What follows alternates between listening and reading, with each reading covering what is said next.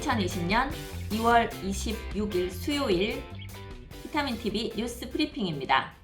여러분들도 코로나19 지금 확진자 수가 계속 늘어나는 것에 대한 뉴스는 많이 보셨을 것 같아서 거기에 대해서는 더 이상 언급을 오늘은 하지 않고요. 그런데 이제 코로나 위치를 알려주는 위치 앱, 저도 이런 앱이 있다 누가 소개를 했다가 다시 이거 뭐 이상한 거라더라 뭐 그런 말도 있다가 막 이런데요. 그거에 관련된 기사가 하나 있어서 그것만 소개를 먼저 좀 해드리겠습니다.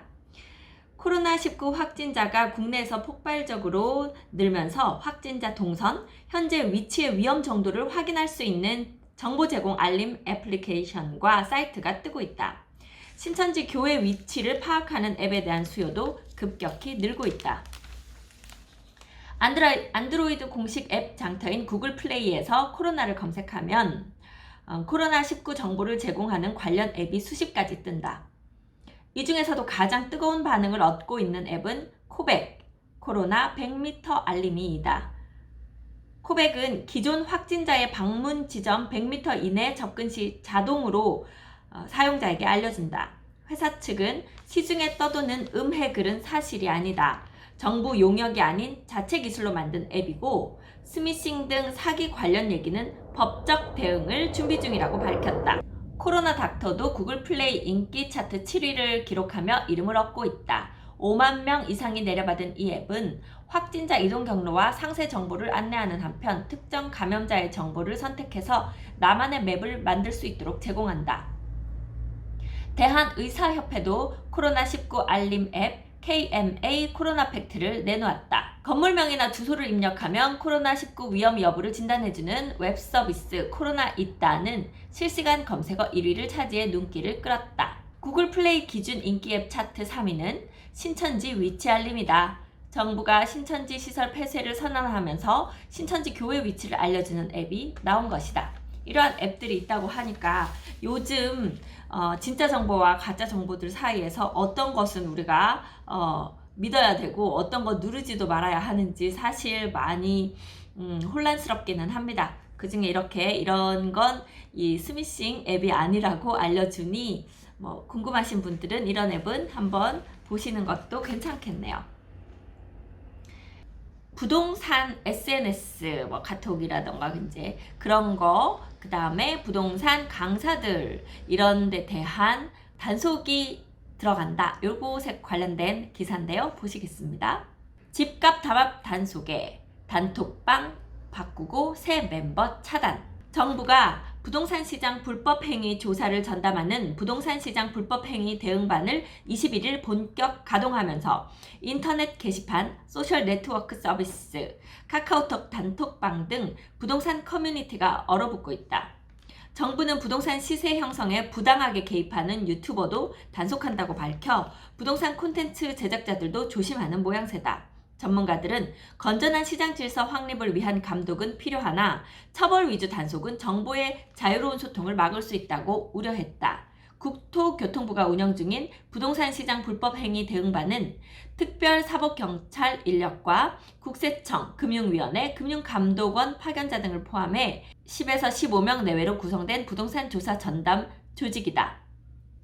공인중개사법 개정안에 따르면 시세에 영향을 미치는 행위나 특정 공인중개사 중개 의뢰를 제한, 유도하는 행위 등이 금지되며 위반 시에는 3년 이하 징역 또는 3천만 원 이하 벌금이 부과된다.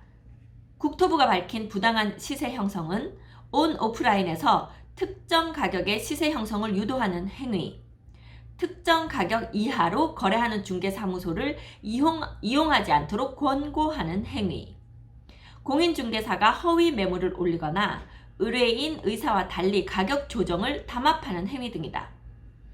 부동산 정보를 주제로 한 SNS는 비상이 걸렸다. 정부는 카카오톡 대화방이 과거 아파트 분여회처럼 집값 담합 조장과 지역 시세 상승의 견인차 역할을 한다고 본다. 대응반은 부동산 유튜브도 모니터링에 나섰다. 시세에 부당한 영향을 줄 목적으로 방송을 내보내거나 특정 지역 가격을 띄우는 행위도 단속 대상이다. 국토부 관계자는 방송이 허위 과장 광고를 일삼고 부당하게 가격에 영향을 미친다면 단속 대상이라며 미끼 매물을 소개하고 중개를 유도하면 재산상 피해를 끼칠 수 있어 면밀히 모니터링하고 있다고 말했다.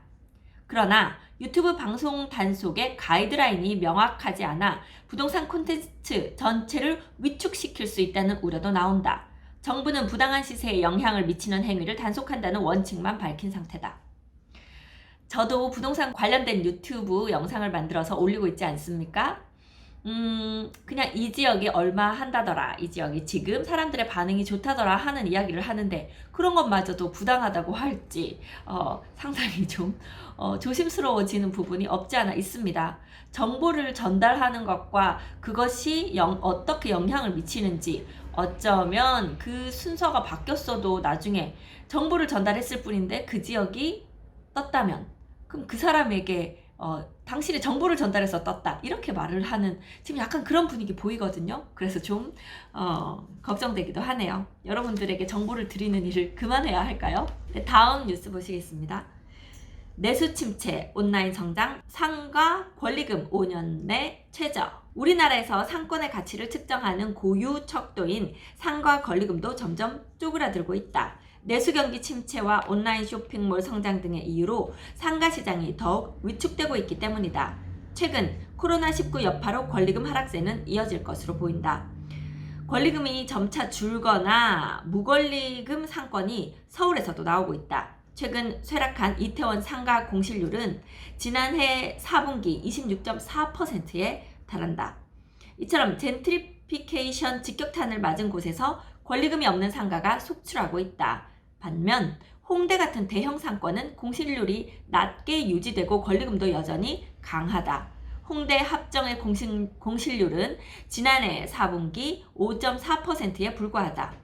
조현택 상가정보연구소 연구원은 내수경기 침체가 지속되고 전반적인 오프라인 점포 매출은 감소해 권리금 하락세는 계속될 것으로 예상된다며 다만 소비 트렌드에 따라 업종별 양극화도 공존할 것으로 보인다고 전했다. 네, 지금 이 코로나가 막 이렇게 아주 심해지기 전 초반기쯤 제가 홍대 쪽 가봤더니 거기는 역시나 사람이 상당히 많더라고요. 사람이 많으니까 상가가 잘 되고 상가가 잘 되니까 권리금이 계속 높게 유지가 되겠죠. 네, 세종 대전 뉴스 조금 있는데요. 세종시 시청 잔디광장 개발사업 궤도 수정 착수.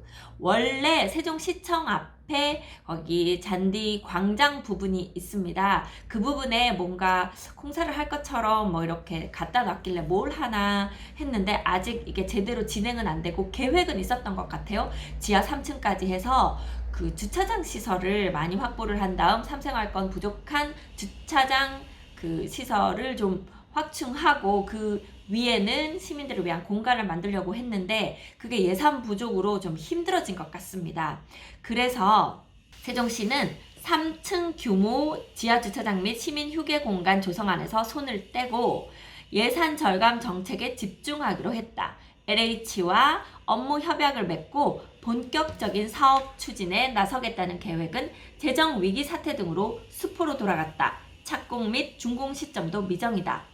2층 조성안으로 축소된 해당 사업은 LH가 오롯이 떠안는다. 시는 LH와 협의를 통해 사업 착공 시기를 조율할 계획이다. 세종시가 조금 예산에서 힘든 부분이 있어 보입니다. 네, 오늘 마지막 뉴스는요. 세종 대전 출산율 극과 극. 세종 1.47명으로 전국 1위, 대전 0.88명으로 전국 최하위. 세종 지역이 전국에서 합계 출산율이 가장 높은 것으로 나타났다. 반면 대전 지역은 가임 인구 여성이 평생 낳을 것으로 기대되는 평균 출생아 수인 1명도 안 되는 전국 최하위권에 위치하면서 같은 충청권 내에서도 출산율이 극과 극으로 나뉘고 있다. 전국적으로 지난해 합계 출산율은 0.92명으로 한 여성이 평생에 한 명의 아이를 낳지 않는 것으로 나타난 바가 있다. 이는 전년 0.98명 대비 0.06명 더 감소한 수치다. 그만큼 세종 지역의 향후 인구 증가율은 타 지역에 대비 높다고 볼 수 있다. 네, 세종에는 젊은 세대가 살고 있습니다.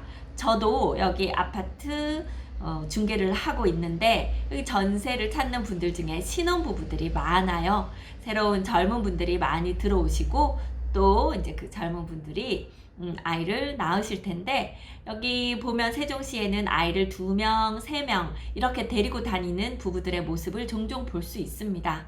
젊은 도시 세종 앞으로 더 기대가 되죠. 네, 오늘 뉴스는 여기까지 하겠습니다. 비타민TV였고요. 저는 미스터 홈즈 세종센터 박다영이었습니다. 감사합니다.